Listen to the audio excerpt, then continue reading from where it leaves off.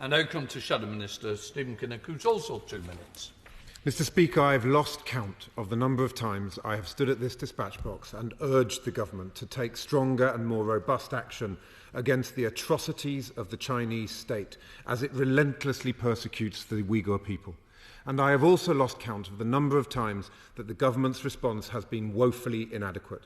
From the blocking of the Genocide Amendment, to the failure to sanction Chen Quango, to last week's rejection of many of the recommendations in the Bayes Select Committee's report on forced labour, the reality is that the government's response to the genocide that is taking place in Xinjiang has fallen miserably short of befitting any credible definition of global Britain, so far amounting only to sanctions on a few lower-level Chinese officials.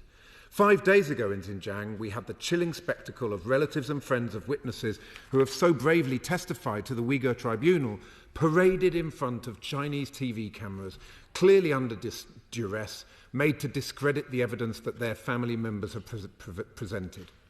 Having attended the tribunal myself, I can tell the House that the evidence is truly harrowing. I therefore ask the Minister, what assessment has the government made of the credibility of the evidence that's been presented to the tribunal? Will the government be testifying at the tribunal? And will the Minister himself be attending the tribunal? When will we see the changes to the Modern Slavery Act that were promised by the Foreign Secretary in his statement to the House on the 12th of January?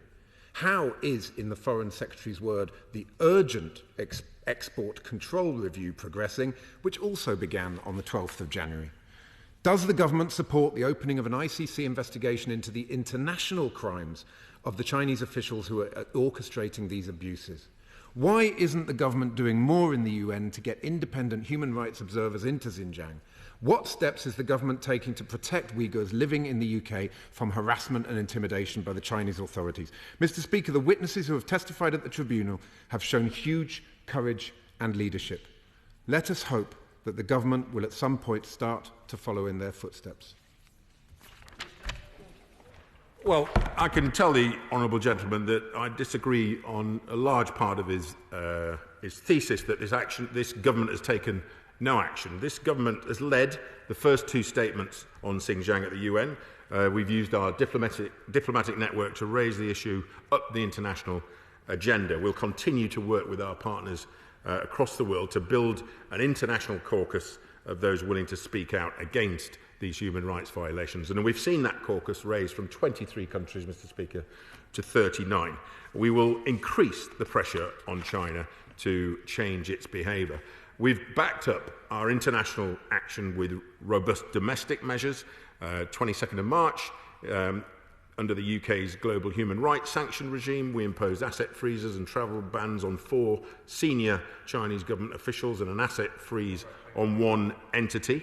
On the 12th of January, the Foreign Secretary announced measures to help ensure that businesses are not complicit in violations or abuses in Xinjiang. Of course, we are continuously keeping our sanctions regime under review. He mentioned the intimidation of Uyghur diaspora. We're absolutely aware of this. We're very concerned about members of the Uyghur diaspora, including in the UK, being harassed by the Chinese authorities. This is an effort to intimidate them into silence, force them to return to China, or to co-opt them into providing other information on other Uyghurs. And this activity, Mr Speaker, is unacceptable. We've raised our concerns directly with the Chinese embassy here in London. I mentioned in my answer to my right honourable friend, we're not in a position to provide evidence or testimony or official support to the tribunal. I've engaged personally with Sir Geoffrey Nice on this measure. My honourable friend, the Minister for Human Rights in the other place, has spoken with him on, I understand, no less than 4 different occasions. We're following the work of the tribunal closely, and we will be studying clearly any resulting report that comes out of the tribunal.